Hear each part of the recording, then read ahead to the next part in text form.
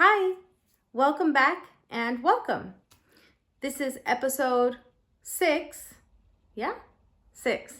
And today I wanted to talk about why words matter. And I know this is not sticks and stones may break my bones, but words will never hurt me. This is not that. This is about the importance of words and what they mean, the definition of them, and how the definition of a word can impact us greatly. And the reason why I wanted to talk about this is because some of you may or may not be aware, but there's this law called Title IX, and it affects education institutions.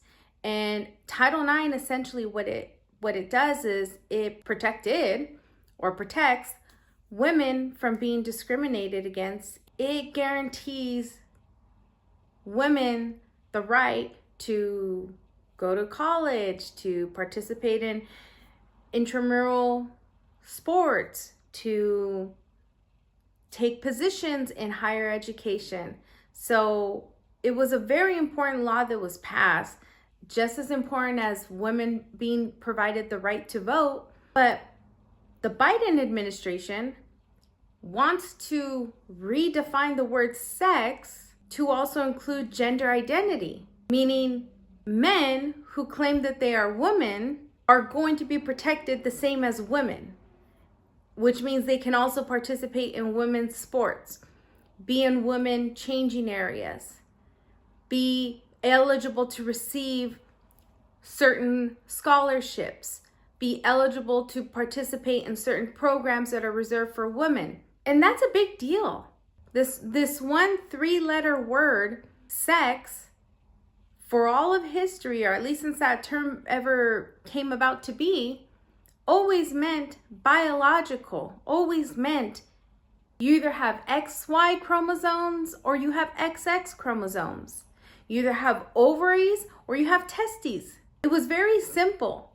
There was never any dispute about it.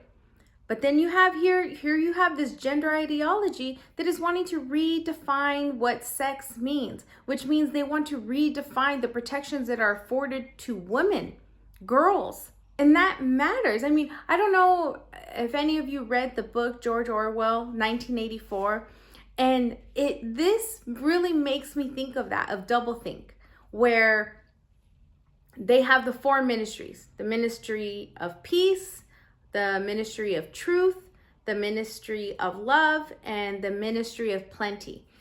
And those ministries are the complete opposite of what they're titled. So the ministry of peace is actually with having to do with war. The ministry of truth actually has to do with lying. So in the book, they are rewriting history, they're rewriting news. They had to find everywhere that whatever it was that was mentioned in the past and recorrect that, because obviously they can't have any information that contradicts itself. And then they have the ministry of love, which had to do with torture.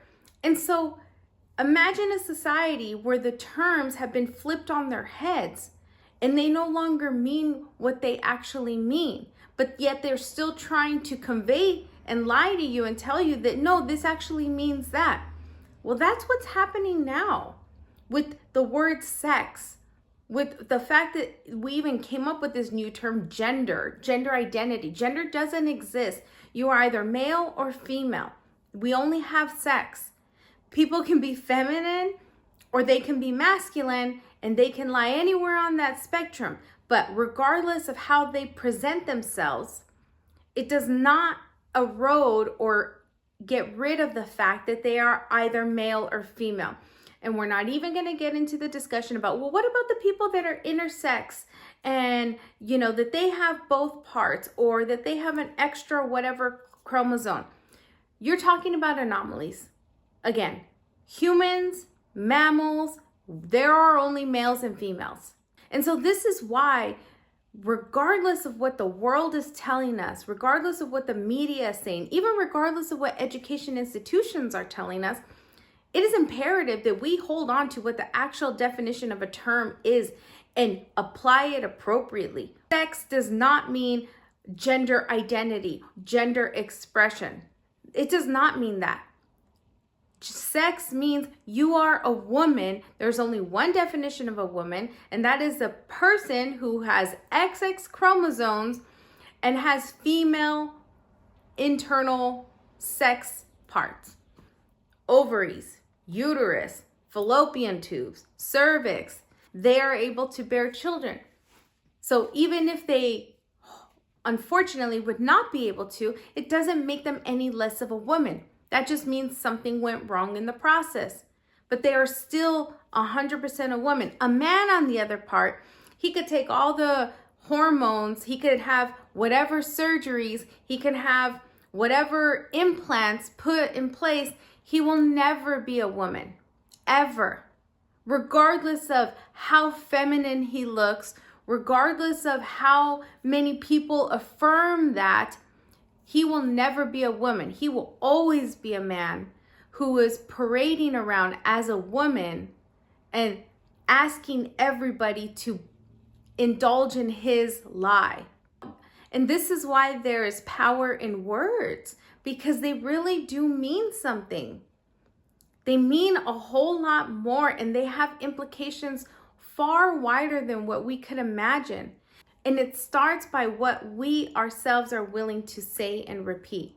Are we willing to change the definition? Are we willing to accept a new expanded definition of a term so that it can accommodate a minority of people who actually have other issues going on with them? Are we willing to forego our reason in order to buy the propaganda?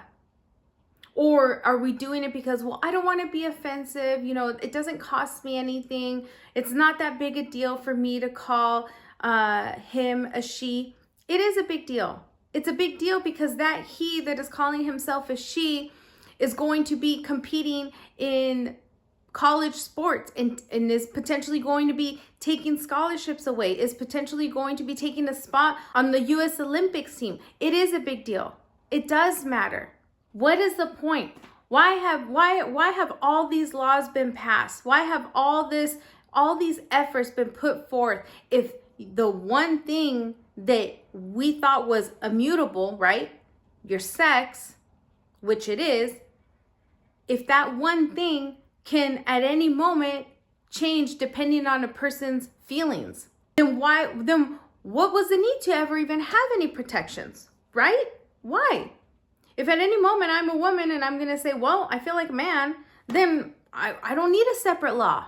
I don't need any type of protections. I don't need to ensure that I'm not discriminated against. If words don't matter, then what is the purpose of having these categories in Title IX? If they don't mean anything, or they mean whatever someone wants them to mean, why do you need to even have a woman's locker room? Everything should just be unisex at that point. No, of course not. We all know, yes, women are strong, women are capable, women are intelligent, women have as much capacity to achieve anything and everything that men do. And it is also true that physically, woman to man, we are not going to be able to compete.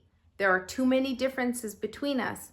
Our safety as a woman is tied to men wanting to respect and protect that safety.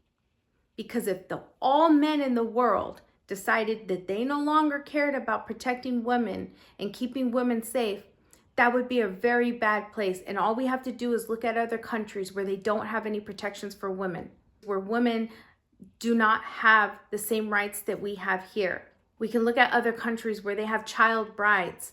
We live in a place where men have agreed and see that women do have value, that women should be protected, that women should be kept apart and separate and should be treated differently. And I'm grateful that I live in a world like that. And so we have to care about words. We have to care about what they mean. And we have to be willing to speak back when somebody tries to tell us a lie, and when somebody tries to tell us that, no, this word doesn't mean that, this word actually means this. No, that's not right. We'll continue to get together to fight against this and protect girls and women, This is imperative. We need to be protected. We cannot let men who think they are women into our spaces and have the same protections that we do. That eradicates our safety and our protections. And I'm not saying, oh, every trans person is a predator, but I'm saying that the fact that even one that is allowed into a space who is 1 out of a million, 1 out of whatever, that's one more than would have ever had to happen. And I don't know about you, but I think one person suffering is not worth the good of all these other people. It's not. That's like a Brave New World, another book, where it's this utopian society, but it's all hinged on the suffering of this one kid.